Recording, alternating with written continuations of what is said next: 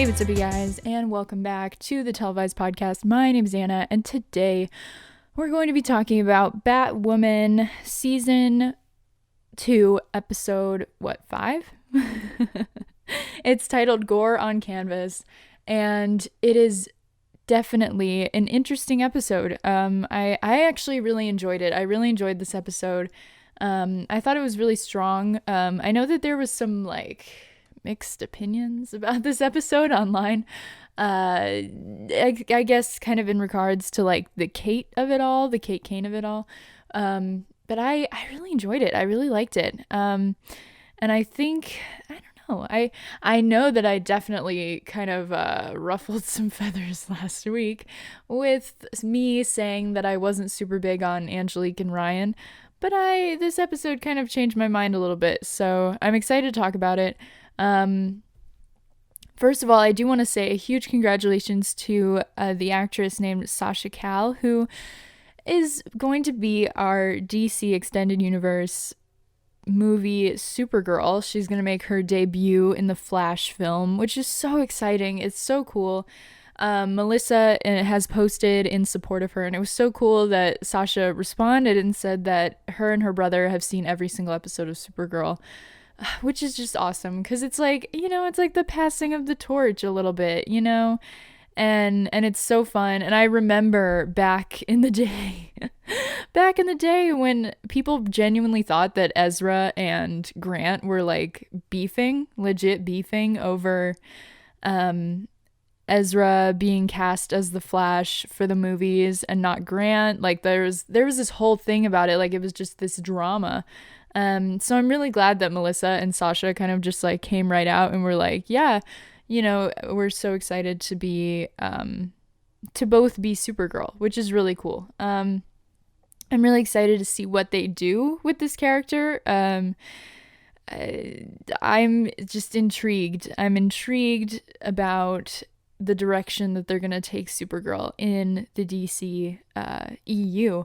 And especially what she is going to be doing in the Flash film, especially since it's rumored to be this Flashpoint storyline that, has a lot of ramifications about the entirety of the DC Extended Universe.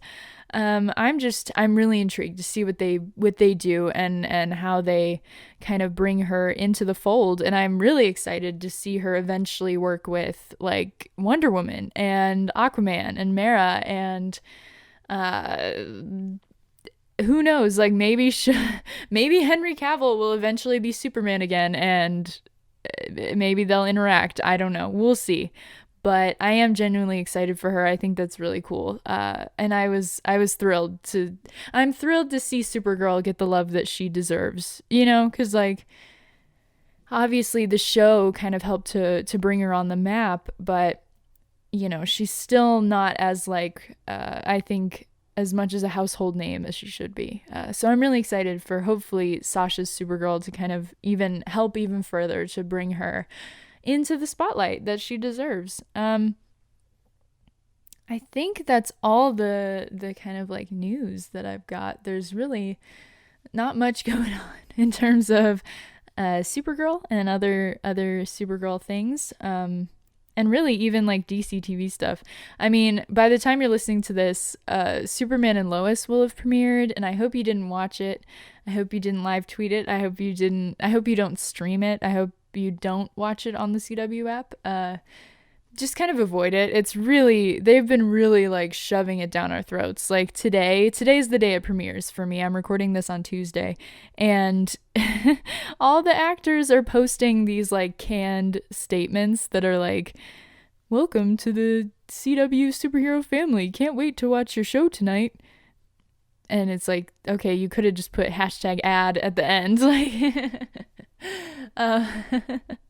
Yeah, so it's yeah, I guess we'll see. I mean, I don't know how it's gonna do. By tomorrow we'll know kind of the premiere numbers. Lots of reviews say that it's pure trash, that it's garbage.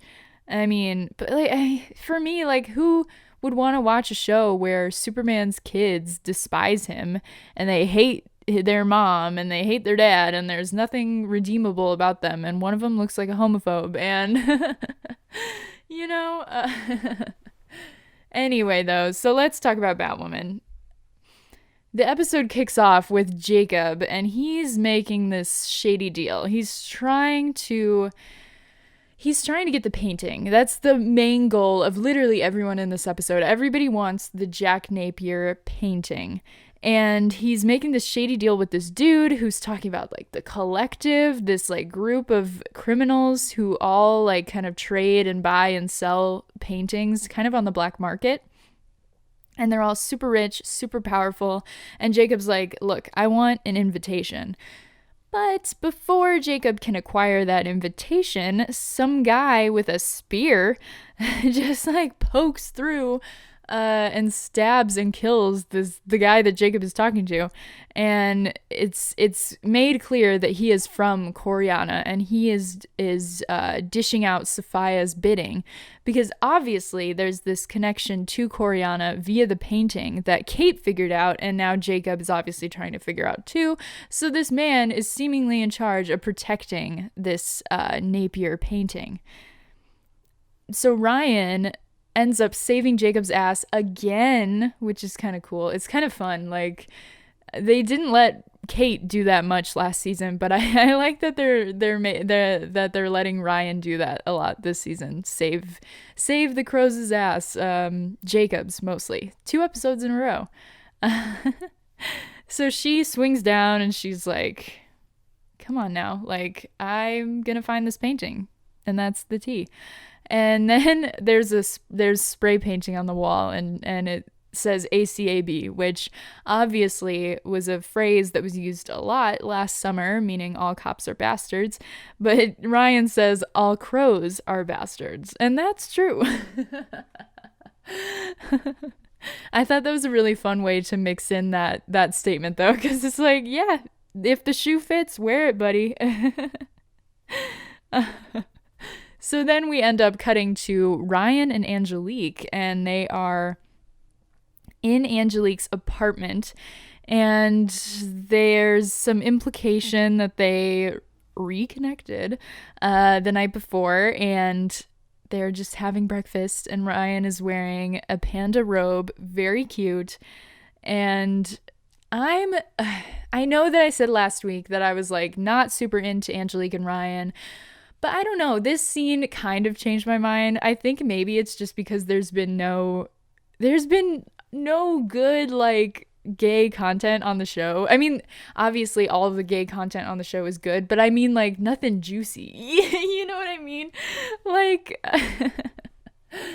like Pennymore broke up like in the first episode, so then that was like our only couple that we had. So having Angelique and Ryan be together and kind of and like have these coupley scenes, I'm kind of into them now.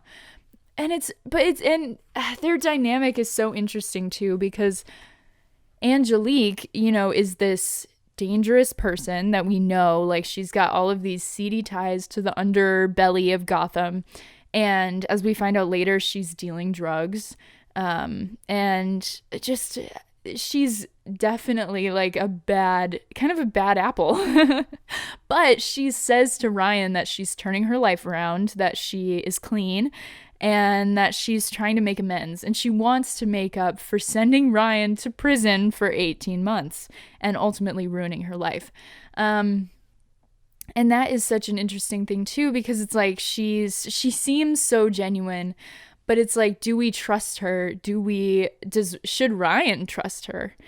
You know, she gives Ryan this gift, and it's of these 2 bracelets. And you know what? I mean, my mind, the first thing that I went to was like, what if, because she says 1 for you and 1 for me.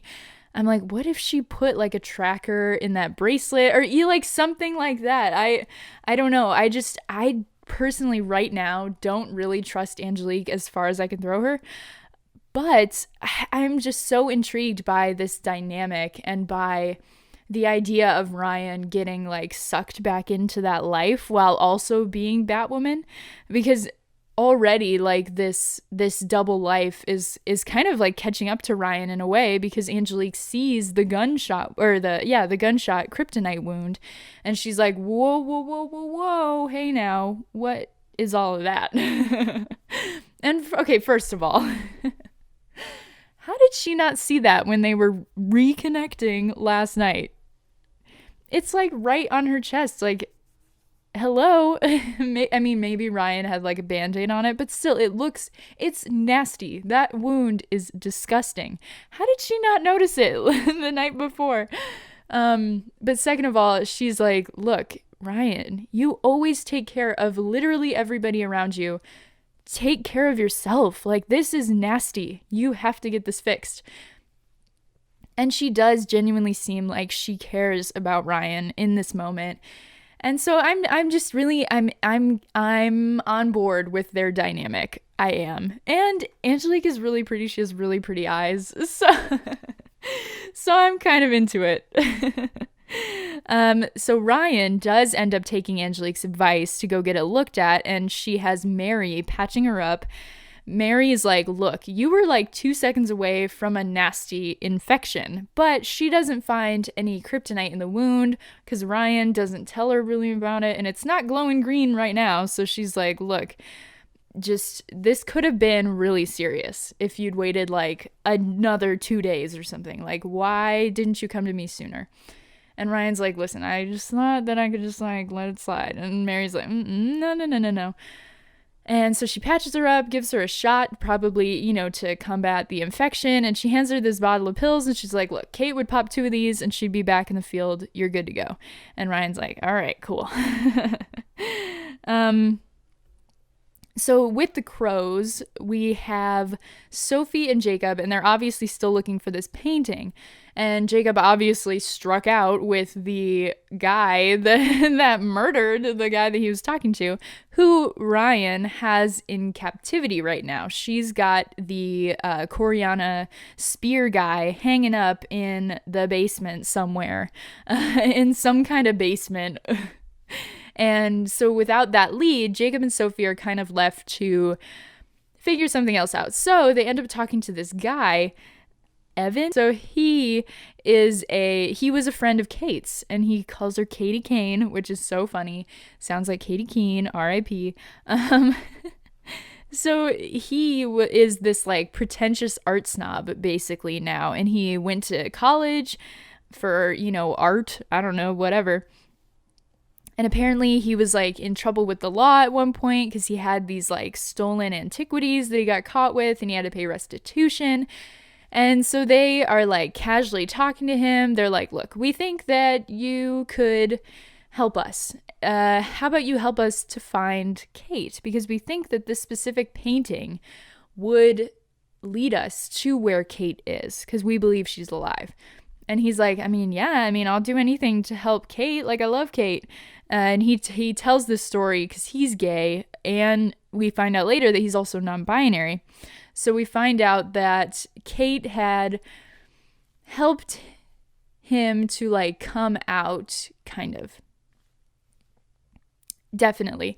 She let them borrow a dress to wear to prom when Kate was wearing this suit, and they were at Gotham Prep, and they came out by default for walking into the gym in a Alexander McQueen mini dress, which is pretty cool. I love that story. I thought it was so cool. I like how the show still incorporates these really fun and cute anecdotes about Kate, because it sucks to like have been left hanging with like, oh my God, where is Kate?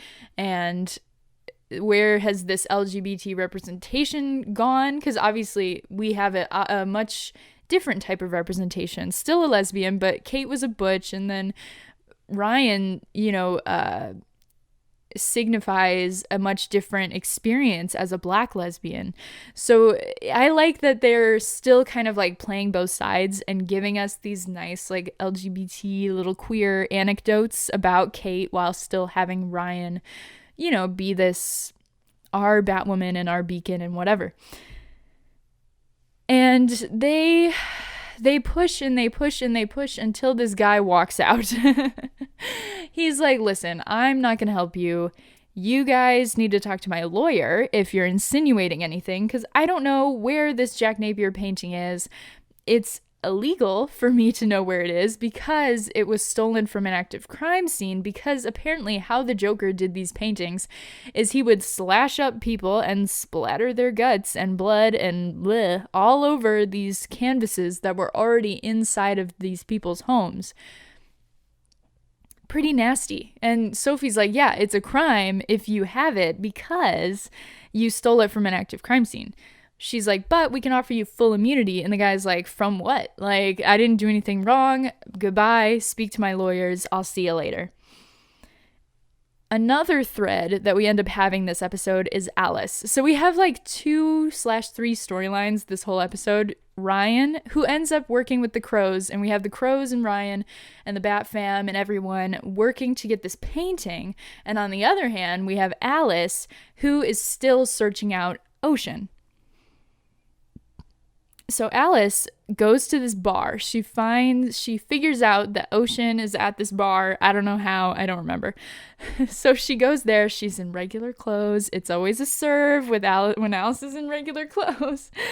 And she is talking to this guy. Well, this guy is talking to her. And he's like, says something about a mouse. And then Alice is like, I had a mouse once.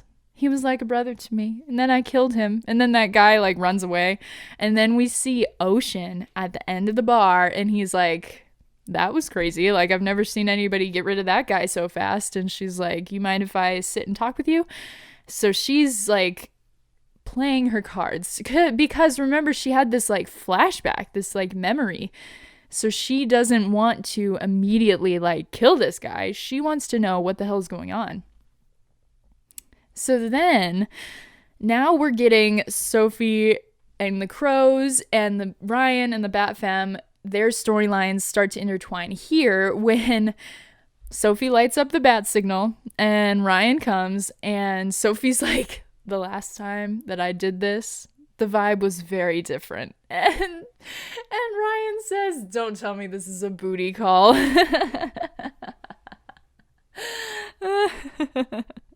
And that was so funny. Oh my God. I love Sophie and Ryan's dynamic. They're so, like, they're clearly, like, just butting heads all the time. Ryan does not trust Sophie. Sophie actually seems a bit more trustworthy of Ryan. But yeah, so Ryan's like, look, this does not need to be a booty call right now. And Sophie's like, no, it's not that. I need your help getting this painting. I need your help because you have the prisoner guy and I want to talk to him, and we can give you all the information that we have if you let us talk to this guy. Because she's like, look, I know that you want to find Kate as much as I do. And Ryan's like, I mean, are you sure about that? Like, I don't know. I'm fine. But Sophie's like, look, I need Kate back because she is the love of my life. And that line is really interesting, and I think really controversial, because, I mean, as far as we know, Kate is not coming back in any kind of permanent form. I genuinely believe that we will see Kate back. I don't think we'll see Ruby, but I think we'll see Kate at least maybe like 1 or 2 or 3 episodes this season. I think we're going to see her. I genuinely believe that this is going to pay off in us seeing Kate again. But I don't see her coming back in any kind of permanent way. And that's what sucks about this line, is that unfortunately it sets Sophie up for devastation. Genuinely. Because she's like, look, Kate is the love of my life, you know, all of this stuff. And if we know that Kate is not coming back in any kind of permanent way, then Sophie can't be with Kate, you know, for the rest of her life in the way that she wants to be.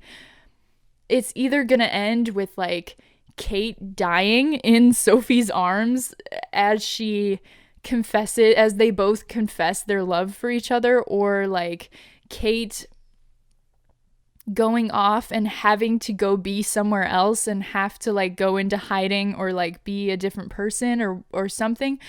But after this line, I almost can't imagine Sophie allowing that to happen, allowing Kate to like slip through her fingers again. You know what I mean?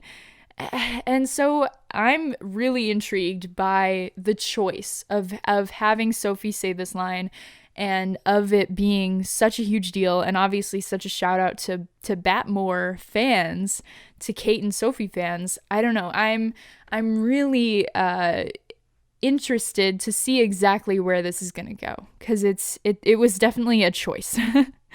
And yeah, so Ryan does not want to work with Sophie. She hates the crows. She tells Sophie as much. She does not want to work with them, but Luke and Mary end up convincing Ryan to work with Sophie and work with the crows, because they're like, look, we don't have any other choice. We don't know. We need something. This guy's not talking. We need their information in order to find Kate. And she's like, look, Sophie has hauled my ass in for questioning more times than I can count. She knows my coffee order. I don't want to work with her. And they're like, but Ryan, come on, you got to work with her. Like, ooh, what are we supposed to do? Luke and Mary, when they were trying to convince Ryan to work with the crows, they actually had this conversation that was probably one of my favorite moments in the episode. Ryan tells the story of how she went to jail because the crows, they told her to smile, and she was having this terrible night because apparently Angelique was on a bender and was acting like a totally different person, and Ryan ended up stealing her stash and was gonna go get rid of it so that she could like get her girlfriend back to the person that she knew that she was.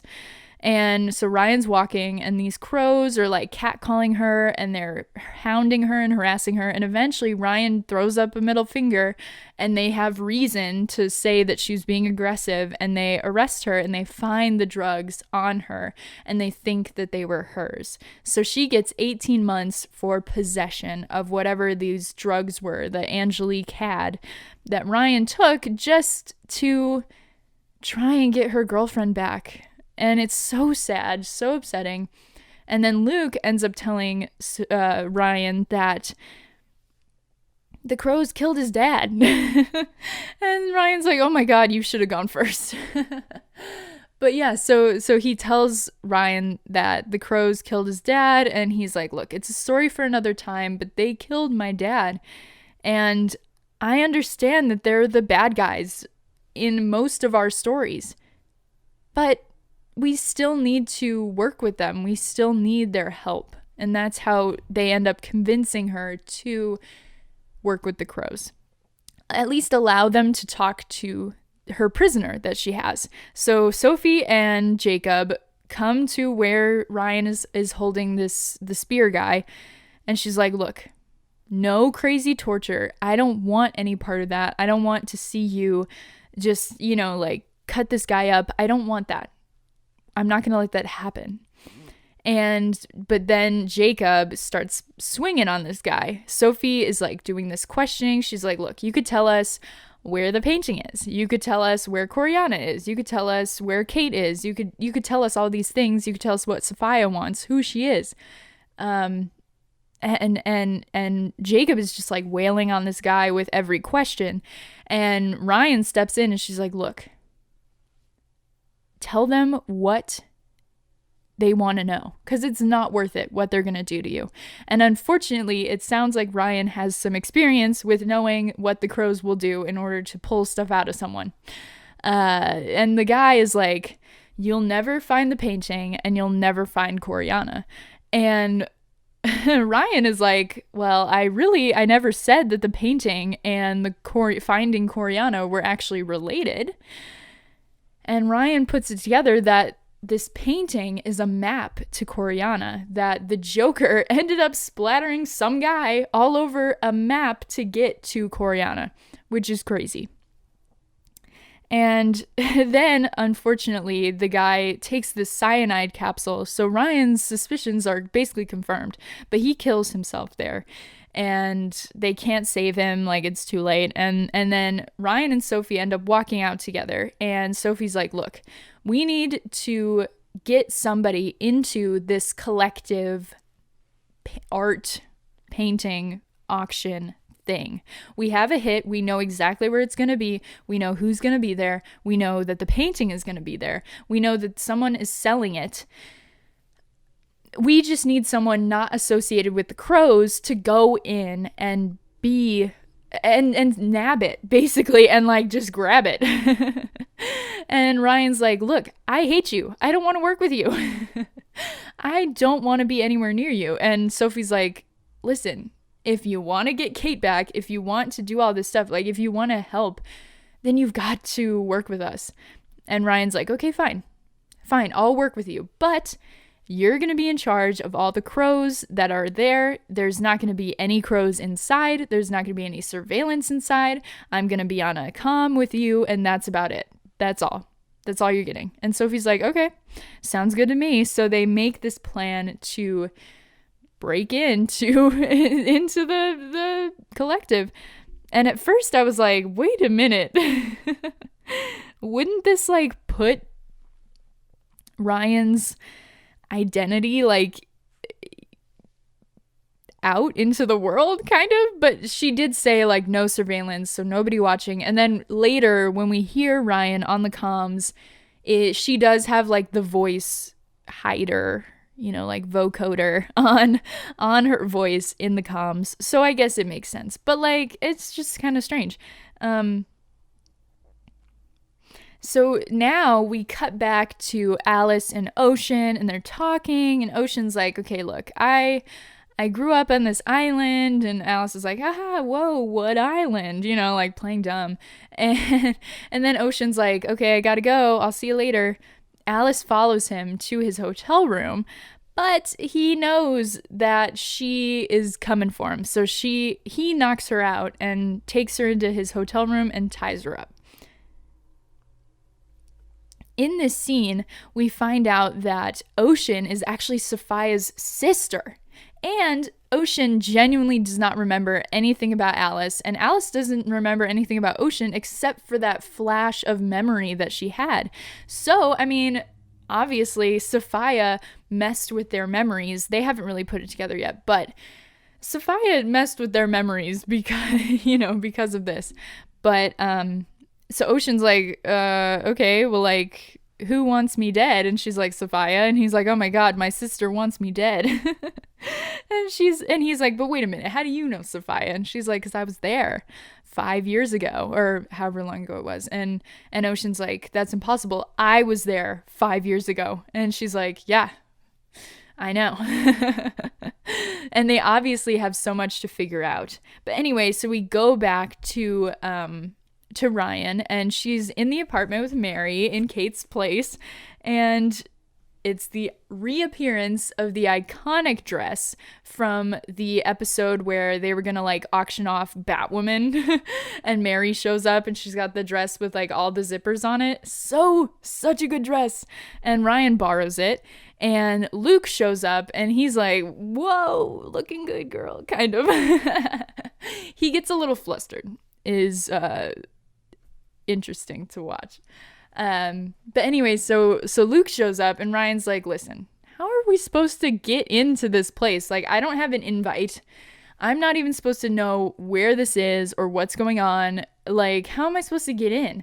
And he's like, this batarang is gonna get you in.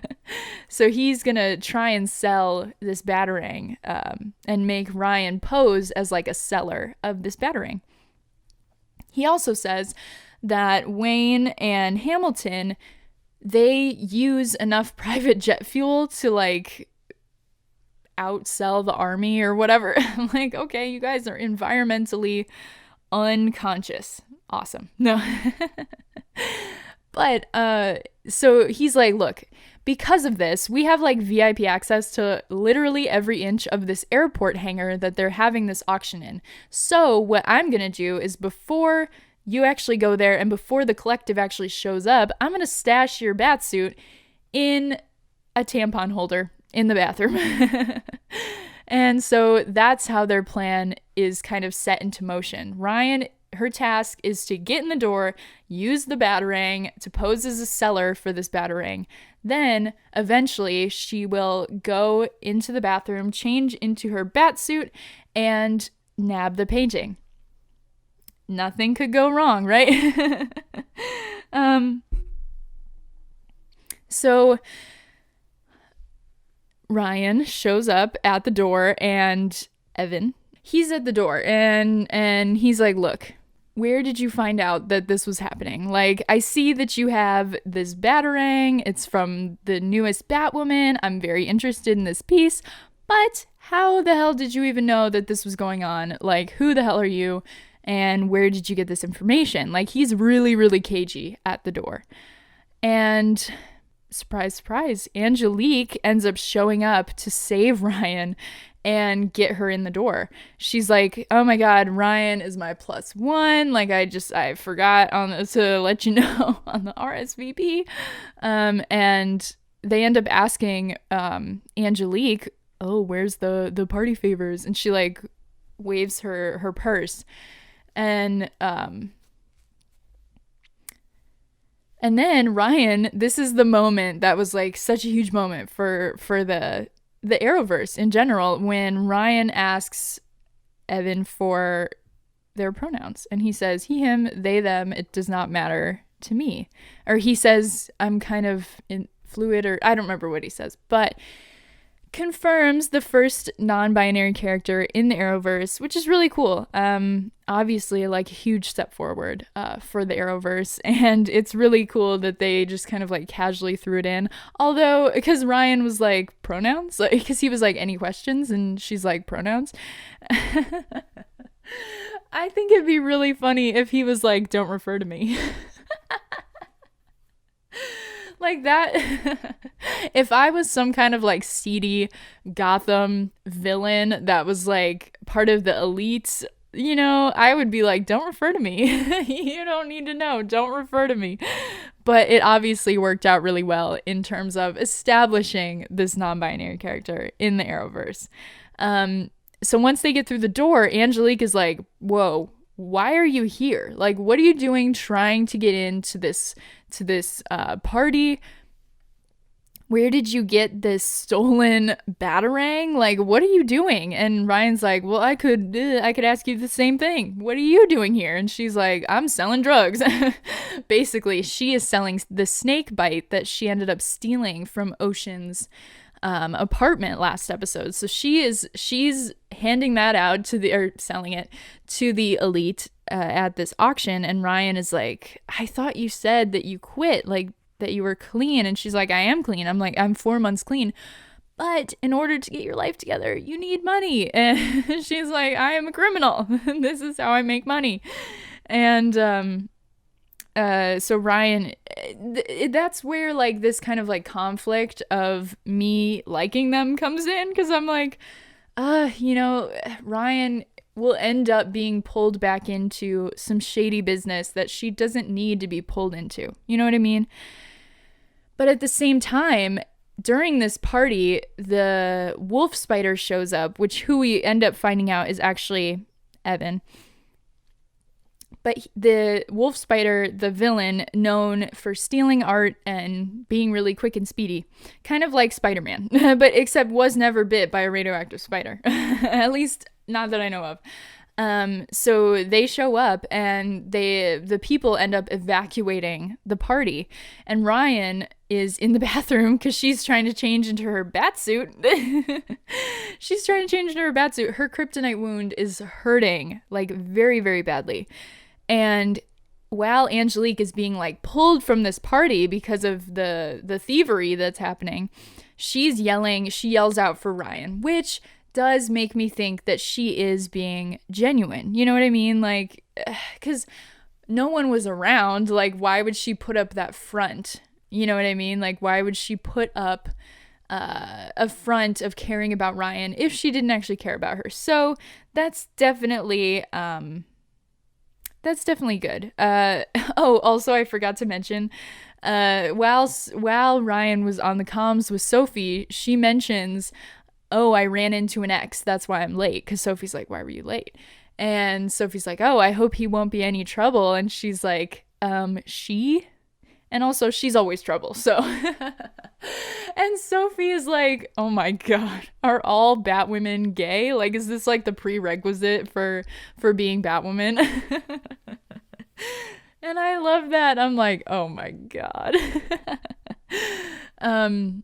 Yeah, so then we go back to Alice and Ocean, and they're slowly putting the pieces together to figure out, okay, obviously we've met before, but I don't remember you. Like, I have these memories of you, but I don't remember really any of them. Like, it doesn't feel like I remember them, you know?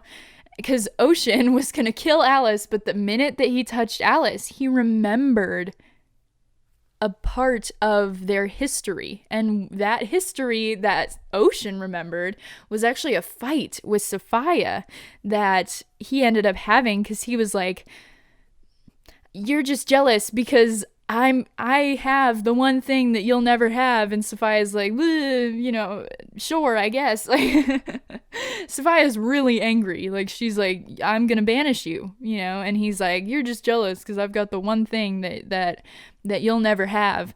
And I hope that this whole storyline kind of culminates into this big, like, Alice, Sophia, Ocean love triangle, because obviously that's kind of what's happening. Sophia is the only motivation is that Sophia is jealous of Ocean for having Alice's affection. And we know from that first episode with Sophia that she does kind of have these, like, crushes on these women, and she saves them and brings them to Coriana and all of this stuff. And Alice had kind of confirmed that Sophia did have a liking for her, because she tells Ocean that the whole reason that she got on Coriana was because she was hiding away on this yacht, and she ended up taking down some of the lackeys that Sophia had on this yacht, and Sophia was impressed. Which I think is just code for Sophia was like, okay, she can throw down and she's really hot. So and that's like, Ocean basically confirms that Sophia never lets outsiders onto Coriana. And so that's why I think that there definitely had to be something more between Sophia and Alice because of that. Even if it was unreciprocated, like, even if it was just from Sophia's perspective, there had to be something else going on. Because also Alice confirmed that basically the only reason that Sophia let Sophie live and let Sophie leave Coriana is because she has a crush on her. Like, so it's definitely such an interesting storyline that they've got going on. And so Ryan, while she's having this fight with Wolf Spider, she tries to swing down on, like, this chain, but she's using the arm that she was shot in with the kryptonite wound, and she ends up falling to the ground, just straight up, like, losing her grip and falling to the ground because she's in so much pain with this kryptonite wound. And Wolf Spider ends up getting away, and he ends up running down the plane, the tarmac, the runway, you know, yeah. And there's this crow van that's chasing them, and this guy is quick though. He, like, super duper speedy, like. So Wolf Spider's like running, and the crows try to tase him. They try to use this, like, non-lethal force, but it's not working. And the guy in the driver's seat ends up just hip checking Wolf Spider as he's running. And so Wolf Spider goes rolling down on the concrete. They take the painting from Wolf Spider and they get back in the car and they just go, even though he's laying there, like, in a pool of blood. So Ryan comes up and he's like, oh my God, what is happening? And because she saw everything that was going on, saw the crows, you know, like, take Wolf Spider out.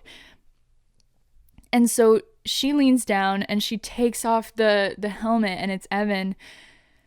And it was so sad because she's like, oh my God, like, because he had, like, blood all around them, and it was a lot. So she ends up taking him to Mary to get him fixed up, which is really cool. And Mary's like, look, we're going to need a blood drive after all of this, because this is not good. Like, they lost a lot of blood, and this is not good. Like, I'm surprised that they survived. She said that he had like fractures on his hips and like a cracked rib and all kinds of stuff. He was like messed up from this hip check.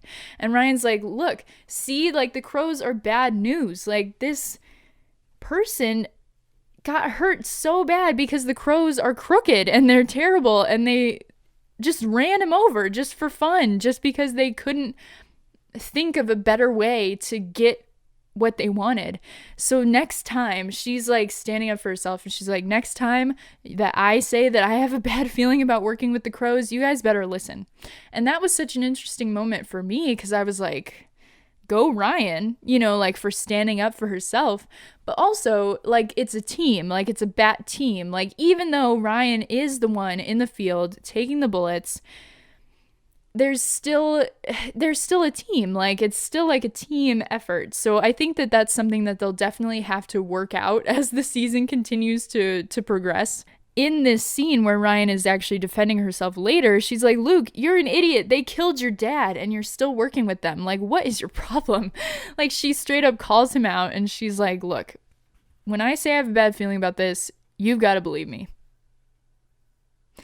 And so back with Alice and Ocean, they are they're fighting still, and they're like just talking, trying to figure out what's going on. And the many arms of death pull up outside, and Alice is like, well, I'm gonna assume that you didn't order takeout. And he's like, the many arms of death, and she's like, more relatives of yours, I presume. Alice is so funny. And he's like, look, I don't trust you, so I'm just gonna do whatever. And she's like, you don't trust me to defend myself from murder? And that was so good. That was such a funny line. Oh my god. And so she's like, you don't trust me to defend myself from murder? So they end up working together.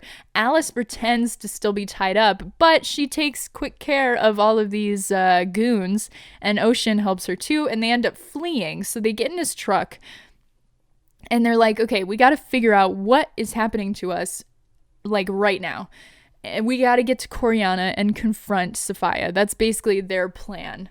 And what ends up happening is Alice touches Ocean's arm because he's got this cut, and she's like, they like got you good, buddy. And she like touches the cut, and she has a flash of them making out, and it's like, oh god. Oh god, straight Alice. But I think genuinely they're like, they at least they have chemistry. Like, at least they have chemistry. And also, he is so pretty, so you know what, I'm cool with it. It's fine as long as it ends, like I said, in that Sophia, Alice, Ocean love triangle thing. Then I'm good. So I'm totally cool with that. But it was a really interesting scene, because then Alice doesn't even tell him what she saw, because he didn't see it. She saw the flash, and she's like, oh shit. And then he says, okay, well, look in the trunk, there should be a white tube in there. And they reveal that they have the real Jack Napier painting with the map to Coriana on the back. Because we found out earlier with this scene between Batwoman and Sophie, and with Luke, that it was a fake. The painting was a fake. And Sophie actually reveals to Ryan that she fired the two crows who ran over Wolfspider. But Ryan's like, look, it's not enough. It's not enough to just fire those guys. Like, you have to burn it all down, girl. Like, that's what she says. And Sophie's like, look, I'm trying to change the culture. Like, I'm sticking because I believe in the message of the crows. I believe in the mission, and I'm gonna try and change the culture. And she's like, you believe in, like, the people with the most money getting the most protection? Like, what is your problem? And Sophie's like, listen, I'm trying to change things. I'm trying. And and Ryan just says, like, you know, it's not good enough. Like, you're not going to work with me again, period. And that was interesting too. And I feel like this is either culminating to Sophie quitting the Crows or Sophie becoming the leader of the Crows, which would be really interesting, especially as Jacob gets more and more desperate to find Kate, because he's slowly becoming more and more unhinged as he tries to find Kate. So I'm intrigued to see how this story plays out. And then we also see in one of the last scenes of the episode, we see Ryan looking at her kryptonite wound, and it is nasty. It's disgusting. The green is like pulsing all through it. It's nasty. It's looking gross. So next week is going to be, there's a lot that's going to happen with this kryptonite wound, apparently, according to the description. So I'm really intrigued to see how this actually plays out, because really, I mean, none of them on Batwoman really know much about kryptonite. That's why the Superman and Lois crossover unfortunately made sense, for that storyline, because it's like, okay, he knows about kryptonite. Like, he's the guy that knows about kryptonite. So like, I mean, I just can't imagine them resolving this story without some kind of cameo from some kind of super. And I know that they're not doing a full crossover, but I mean, like I said before, I mean, I could totally see like a call in to the Batcave from the DEO, and it's Alex Danvers and Lena Luthor and Supergirl on the line, making this kind of call. Or maybe not even Supergirl, maybe just Alex and Lena, because Melissa wasn't filming. I'm really intrigued to see how this ends up playing out, because they're not exactly kryptonite experts in Gotham. And we also have to find out like what kind of kryptonite it was, because, normal kryptonite is not supposed to affect humans. Is Ryan a human? Like, there's so many questions still remaining about this kryptonite wound. And I'm so excited for next week to try and put the pieces together about it. So yeah, that's the episode. That's what happened. This episode, I definitely kind of put in my own opinions more. I felt like last week I just kind of like talked about what happened, and then that was kind of it. I hope you enjoyed this episode. Hope you enjoyed this episode of Batwoman. Let me know what you think in the comments below, or you can tweet me at Televised Pod. Let me know what you think. You can like, share, rate, subscribe, do all the things, and I will see you guys next week. Bye.